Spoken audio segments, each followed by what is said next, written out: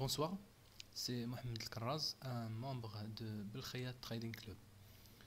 Dans ce vidéo, je vais essayer de continuer ce qu'a fait Monsieur Belkhayat dans la conférence de Mondiapolis. En fait, dans la conférence, et surtout dans le trading, on a vu que Monsieur Belkhayat nous a montré comment passer un ordre. Je vais en rappeler et continuer sur un exemple qui est devant nous, le livre sterling contre le dollar de la fermeture de ce vendredi là. Donc on va continuer. Donc on commence par comment passer un ordre. Pour passer un ordre, il y a trois méthodes. Soit on appuie clic droit sur l'écran, trading et nouvel ordre, ou bien vous appuyez directement sur F9 sur le clavier et on obtient cette fenêtre là qui contient beaucoup d'informations et on va en parler. Parmi le stop loss et le take profit, on va en parler par la suite. Bien sûr, le type de contrat, transaction que tu vas exécuter, soit sell ou buy. La troisième méthode, c'est d'aller sur cette icône là, sur le menu observation du marché. Tu vas sur le taux d'échange que tu veux trader, et tu double-cliques et tu obtiens le même résultat, c'est la fenêtre de transaction. Bon, pour passer un ordre, on a vu comment faire. Maintenant, on voit le cas de livre sterling contre le dollar. On voit ici que il y a un signal d'achat. Pourquoi? Parce qu'il y a le cours a largement dépassé la troisième ligne de la ligne de Belkhayat, du centre de gravité de M. Belkhayat. Ce signal d'achat là, il est confirmé par celui de cet indicateur et le signal du centre de gravité statique, à savoir le timing. On a ici une cassure de la troisième du dernier ligne, et par effet on a entré dans la troisième méthode dont on parle dans les e-books. Donc ce signal d'achat,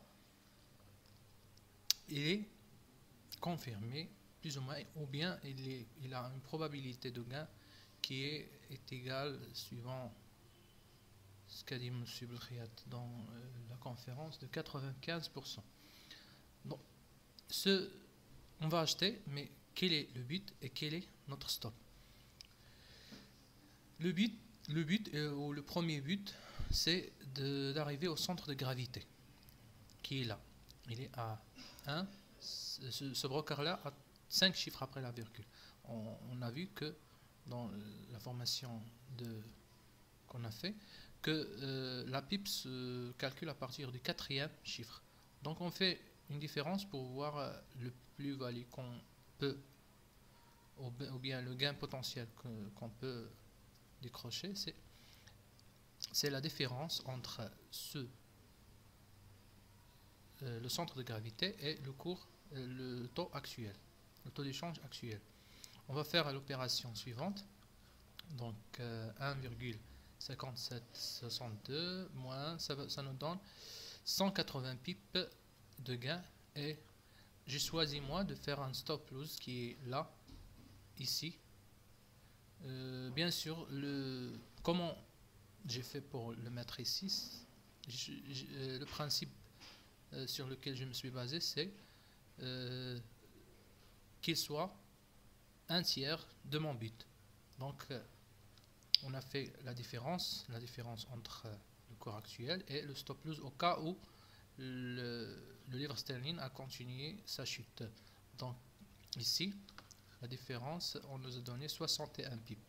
Maintenant on passe à la calcul de la valeur du pip.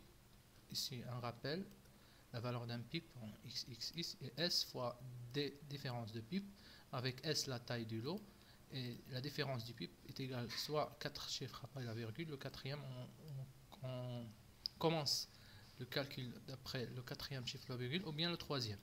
Ce cas-là, comme on a dit, surtout quand la devise de contrepartie est le yen, selon la paire considérée, bien sûr.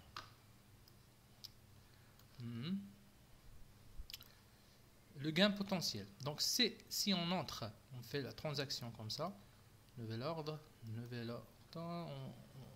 5 lots, on fait buy. Bien sûr, là, on ne va pas parce que le marché est fermé. Donc, on fait 5 lots. Le gain potentiel, c'est un lot standard, bien sûr, c'est 100 000. Donc, 500 000 fois la différence de pipe, on obtient 9020. Et bien sûr, le stop loss, le perte potentielle, elle est de 3060 $, c'est-à-dire le 1/3, comme je dis au début. Bon, c'est tout pour ce vidéo-là. Je vous remercie de votre attention et à la prochaine vidéo, Inch'Allah.